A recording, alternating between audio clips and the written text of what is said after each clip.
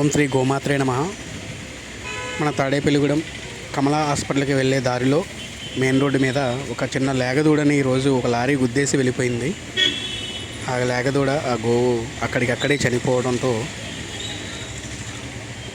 మన సంస్థ ద్వారా స్పందించి ఆ గోవుని తీసుకువెళ్ళి మన సాంప్రదాయపరంగా కార్యక్రమం చేశాము. ఇది చాలా దారుణమైన విషయం.